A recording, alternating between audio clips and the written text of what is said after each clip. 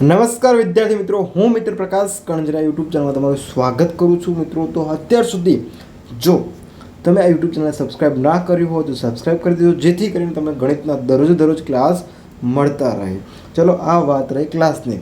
હવે તમારે સૌથી પહેલાં મિત્રો શું કરવાનું છે, ક્લાસ નંબર 1 જોવાનો છે, જે સ્ટાર્ટિંગનો છે. કયો છે ક્લાસ નંબર 1? કે સમય સંખ્યા વિશેની આપણે માહિતી મેળવી હતી, તમામ દાખલા ગણ્યા હતા અને એનું રિવિઝન પણ થઈ ગયું હતું. અને હવે જે બી કન્ટિન્યુ ક્લાસ રહેશે ગણિત, વિજ્ઞાન, ગુજરાતી, સમજ બધા વિષયના આ જ પ્લેટફોર્મ પર શીખીશું. મિત્રો, તમને ના આવડતા દાખલાના ફોટા પાડીને મોકલજો, જેથી કરીને આપણે એનું સોલ્યુશન મેળવી શકીએ. ચલો, આ થઈ ગઈ આપણી પંચાયત. ઓકે, તો હવે આપણે મેઇન ટોપિક ઉપર જવાનું છે કે આપણું ગણિતનું ચેપ્ટર નંબર કયું છે? બીજું છે. કયું છે? બીજું.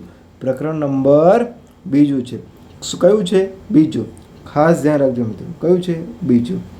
ચલો, હવે કેમ હું આના માટે 2 થી 3 વખત બોલ્યો બેટા? હવે સમજ શું છે કે એક ચલ સુરેખ સમીકરણ કીધું છે. શું કીધું છે? એક ચલ સુરેખ સમીકરણ. રાઈટ. તો ચલ મેરે હાથી ચલ ચલ ચલ, એ વસ્તુ ના ચાલે બેટા.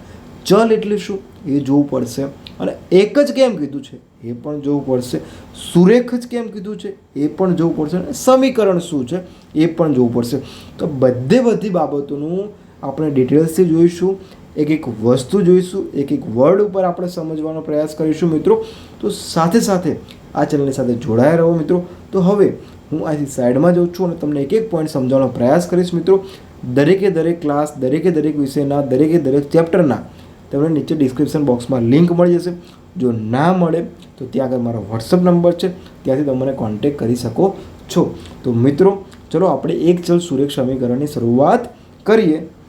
ચલો મિત્રો, તો સૌથી પહેલે આપણે બાબત શું શીખવાની છે કે ચલ કોને કહેવાય બેટા? શું કહેવાય?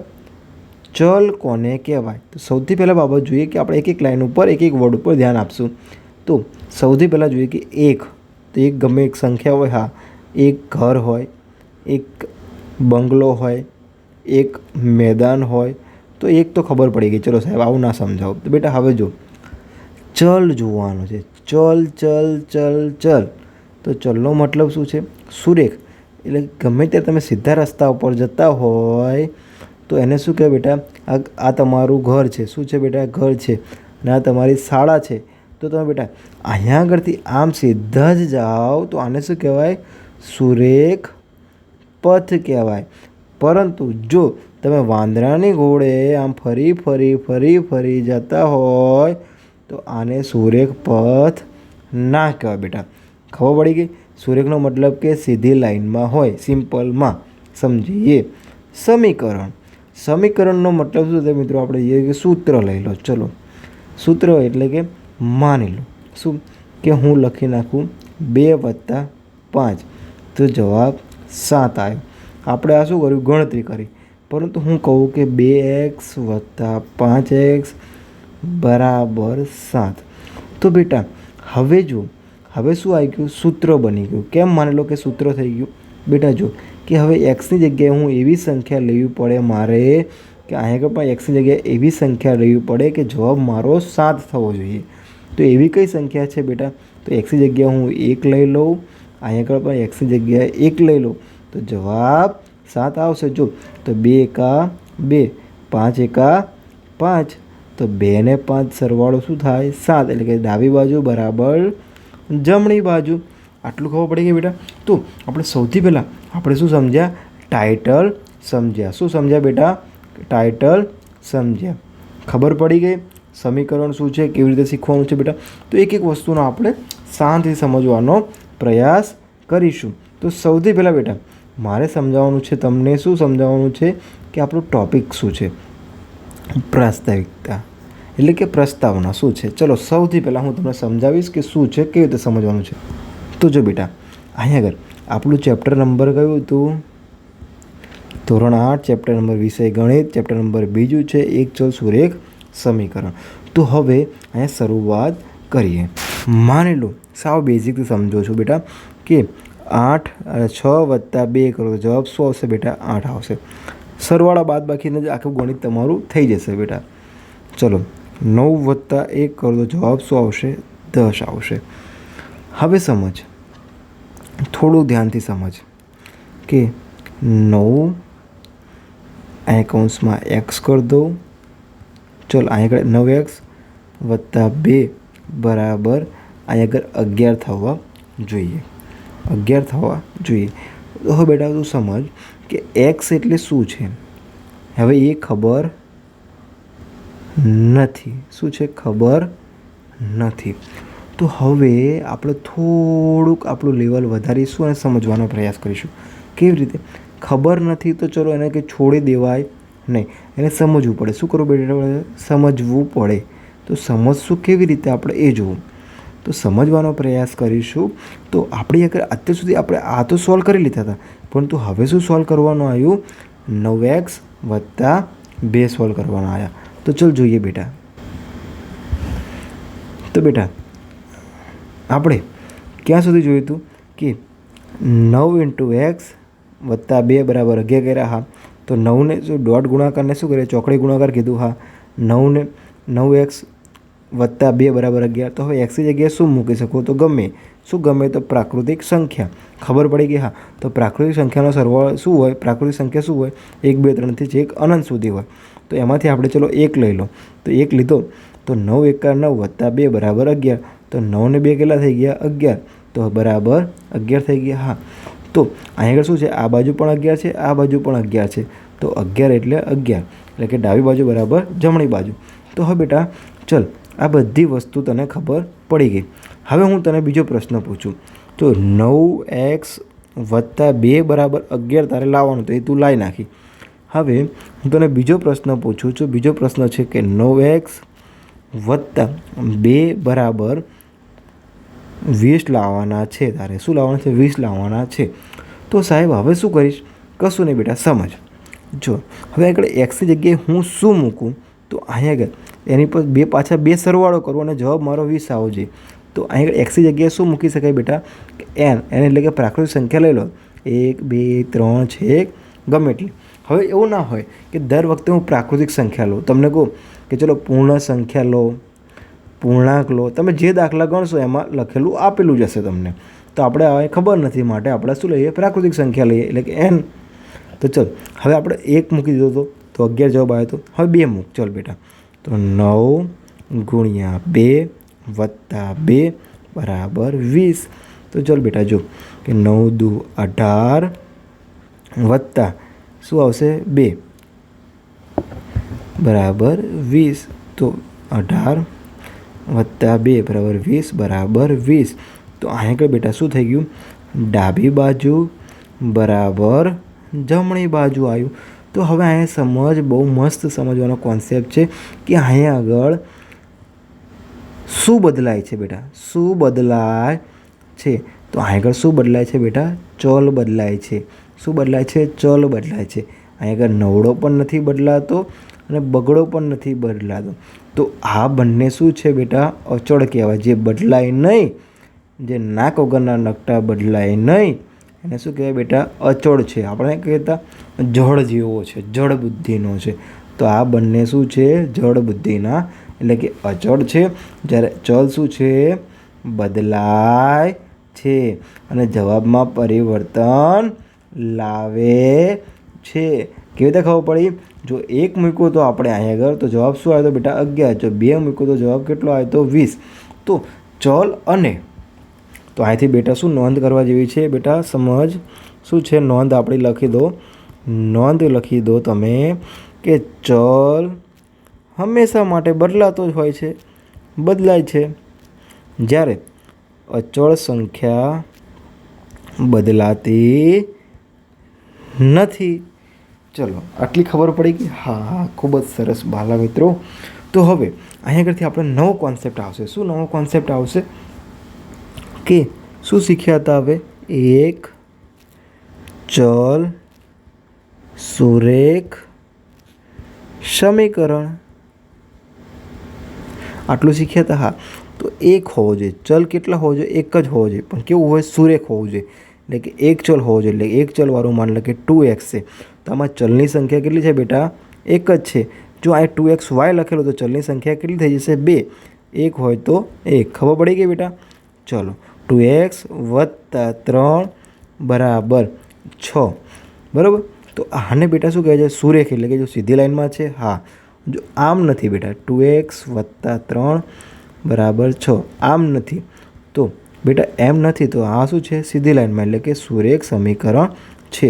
સમીકરણ એટલે કે ફોર્મ્યુલા છે. આટલી ખબર પડી ગઈ. હા, હવે સમજ.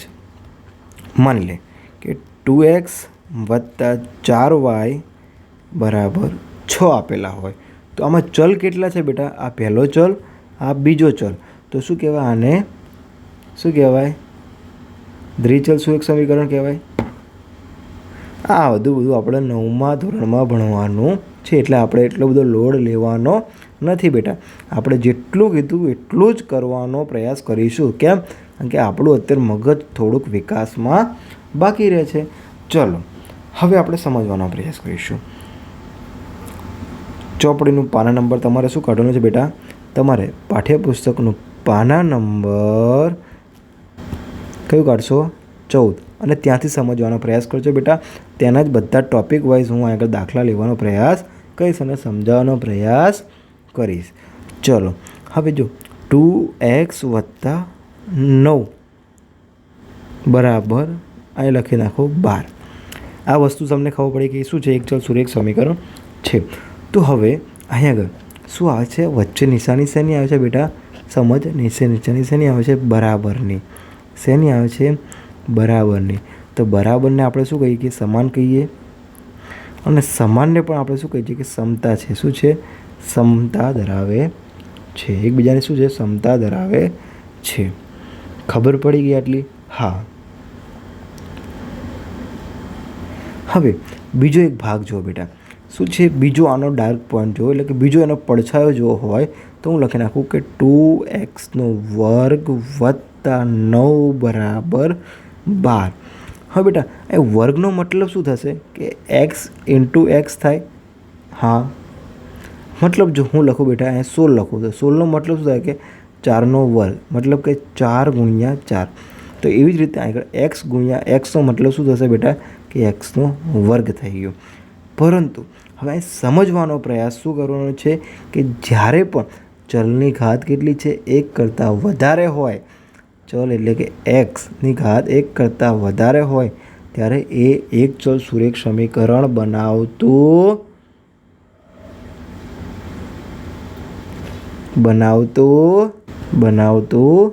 નથી. ખબર પડી ગઈ? તો એક ચલ સુરેખ સમીકરણનો મતલબ શું થશે? કે ગમે ત્યારે પણ ચલની ઘાત હંમેશા માટે કેટલી હોવી જોઈએ? 1 હોવી જોઈએ. કે સાહેબ આમાં 1 ક્યાં છે બેટા? તો ચલ સમજ. ગમે ત્યારે પણ ઘાત ના આપેલી હોય તો એનો મતલબ 1 હોય ને હોય. કે સાહેબ હું કેમ માનું? તો તને મનાવો બેટા. જો માની લે કે 2 ગુણ્યા, હવે જો 2ની 4 ઘાત તો હું અહીં લખી નાખું 4. પરંતુ શું આ એક ચલ સુરેખ સમીકરણ છે? ના. તો ચલ હું 2ની 1 ઘાત લખી નાખું તો શું 2ની 1 ઘાતનો મતલબ શું થાય છે? 2ની 1 ઘાતનો મતલબ શું થાય છે? 2 એક જ વખત. ચલો હું લખી નાખું કે 2ની 2 ઘાત તો મતલબ શું થાય છે? 2 ગુણ્યા 2. તો જવાબ શું આવશે બેટા? 4. ને આ જવાબ શું આવશે બેટા? 2 જ આવશે. તો કશો ફેર પડતો નથી. હવે હું એ લખું 2ની 1 ઘાત લખું તો બરાબર 2 જ આવવાના છે. ખબર પડી ગઈ? તો આ જ વસ્તુનો ઉપયોગ અહીંયા કર્યો છે. તો એક્સની 1 ઘાત મતલબ શું થશે? એક્સ થશે. તો ખબર પડી ગઈ? એક ચલ સુરેખ સમીકરણ માટે હંમેશા યાદ રાખવાનું બેટા કે ચલ એક જ હોવો જોઈએ એટલે કે એક્સ જ હોવો જોઈએ અને સાથે સાથે એની ઘાત પણ શું હોવી જોઈએ? 1 હોવી જોઈએ. ચલ આટલી ખબર પડી ગઈ. હવે જો થોડુંક આગળ આપણે પાઠ્યપુસ્તકમાં જોઈએ બેટા. શું કહેવાનો મતલબ છે? કે માની લે કે તારું ઉદાહરણ આપ્યું છે 2x - 3 બરાબર 7. આવો પ્રશ્ન કીધો છે બેટા. તો સોલ્વ કરતું. સોલ્વ શું કરીશ? કાંઈ વારા ફરતી 1 લે. ચલ તો 2 એકા 2 - 3 બરાબર 7. તો જો 2 એકા 2 - 3 બરાબર 7. તો આ જવાબ શું આવે? -1 બરાબર 7. તો શું આ બંને સમાન છે? નથી. તો બેટા અહીંયા આગળ 1 આપણે મૂકવો જોઈએ નહીં. તો હવે તમે બેટા ગણતરી કરો અને મને કહો કે સાહેબ કોમેન્ટ બોક્સમાં મૂકો કે શું કે આ એક્સની જગ્યાએ હું શું લઉં તો જવાબ 7 આવે? ખબર પડી ગઈ બેટા? ચલો હવે આપણે શીખવાનું છે. પ્રશ્નો જુઓ બેટા, શું કીધું છે? 2x - 3 બરાબર 7 આપેલા છે. તો હવે જો 2x - 3 બરાબર 7 આપેલા છે, તો અહીં આગળ શું છે? 2x વાળું શું છે? ચલ છે. શું છે? ચલ છે. આ શું છે? અચળ પદ છે. શું છે બેટા? અચળ પદ છે. આ બરાબરની નિશાની શું કહે છે? કે સમાનતા છે બંને બાજુ, બરાબર. આ પણ શું છે? અચળ પદ કહી શકાય. ચલ બેટા, તો હવે હું અહીં 2x - 3 બરાબર 7 છે. તો બેટા હવે દર વખતે n એટલે કે પ્રાકૃતિક સંખ્યા 1, 2, 3 ના મુકાય, એવી ગધા મજૂરી ના કરાય. તો હવે અહીંયાથી આપણા કોન્સેપ્ટ શીખવાના શરૂઆત કરીએ. તો માન લે કે 2x - 3 બરાબર 7. આટલી ખબર પડી ગઈ? હા, સમજ. હવે જો, હવે આના લગ્ન થઈ ગયા છે. કોની સાથે થઈ ગયા છે? 2 સાથે થઈ ગયા છે, બરાબર. એક્સના લગ્ન કોની સાથે થઈ ગયા છે? 2 સાથે થઈ ગયા છે. તો એ બંને માણસ અલગ થશે નહીં બેટા. તો અલગ કોણ થશે? કારણ કે આ રહ્યો તગડો શું છે? વાંઢો છે. તો વાંઢો વાંઢાની સાથે શું કરે છે બેટા? મિત્રતા કરે. તો એટલે કે આની પાસે પણ ચલ નથી, તો આની પાસે પણ ચલ નથી. તો ચલો એની બંનેની મિત્રતા કરાવી લો બેટા. કે -3 આ બાજુ જાય તો શું થઈ જશે? +3 એટલે કે 2x બરાબર 7 + 3. તો ચલો બેટા 2x બરાબર કેટલા થશે? 10. તો x બરાબર શું છે બેટા? 2 ભાગાકારમાં જશે. તો x બરાબર 10/2. તો 2, 5, 10. તો x બરાબર કેટલા આવ્યા બેટા? 5 આવ્યા. કેટલા આવ્યા? 5 આવ્યા. હવે સાહેબ આ સાચા છે કે ખોટા કે તો ચેક કરા બેટા. તો જ્યાં પણ તમને આમાં એક્સની જગ્યાએ કેટલા મૂકી દેવાના? 5 મૂકવાના. તો ચલો આપણે રકમ લખી નાખીએ. 2x - 3 બરાબર 7. ચલો હવે લખ બેટા 2, હવે એક્સની જગ્યાએ કેટલા લખી નાખ? 5 - 3 બરાબર 7. તો 2, 5, 10 - 3 બરાબર 7. તો 10માંથી 3 જાય તો 7 બરાબર 7. તો બેટા હવે સમજવાનો પ્રયાસ કર કે બંને બાજુ એટલે કે ડાબી બાજુ બરાબર જમણી બાજુ સમાન થઈ ગઈ છે. તો અહીંયા આગળ આ શું છે? એક ચલ સુરેખ સમીકરણ ફાઇનલ ને ફાઇનલ છે. આટલી વસ્તુ ખબર પડી ગઈ છે. ખૂબ જ સરસ. હવે જુઓ શું કોન્સેપ્ટ છે બાકી રહેલો બેટા. હવે આપણી પાસે બીજો કોન્સેપ્ટ છે. શું કોન્સેપ્ટ છે આપણી પાસે? તો નોટ નંબર તમે શું કરી દો બેટા? નોટ નંબર 2 લખો. શું છે કે અથવા તો નોંધ નંબર 2 લખો. શું લખશો બેટા? કે બંને બાજુ, આપણો ટોપિક શું છે બેટા? બંને બાજુ ચલ હોય તેવા શું કહે છે? સમીકરણો ઉકેલો. સમીકરણો ઉકેલો. તો બે બાજુ ચલ હોય એટલો મતલબ શું? કે માની લો કે 2x + 1 બરાબર 6x + 1. તો આને ઉકેલવાનું કીધું છે બેટા. તો હંમેશા યાદ રાખવાનું બેટા કે જેના લગ્ન થઈ ગયા હોય એ લગ્નવાળા સાથે રાખવાના, જે વાંઢા હોય એને વાંઢા સાથે રાખવાના બેટા. તો જો બેટા સમજ. ચલો આ બંને થશે ગ્રુપ, આ બંનેનું ગ્રુપ થશે. તો ચલો હવે શું કરીએ આપણે? ચલો કે 2x લખીએ. હા, હવે એની પાસે લગ્ન કરેલી જોડી કયું છે? આ બાજુ તો આ રહી છે. તો આ પ્લસ છે તો આ બાજુ આવે તો માઇનસ થાય, એટલે કે -6x બરાબર. ચલો આ પ્લસ છે તો આ બાજુ જાય તો માઇનસ. તો આ એક તો હતા ત્યારે હા -1. તો જો બેટા 6માંથી 6 જાય તો -4x બરાબર 1માંથી 1 જાય તો જવાબ શું આવશે બેટા? 1માંથી 1 જાય તો જવાબ 0.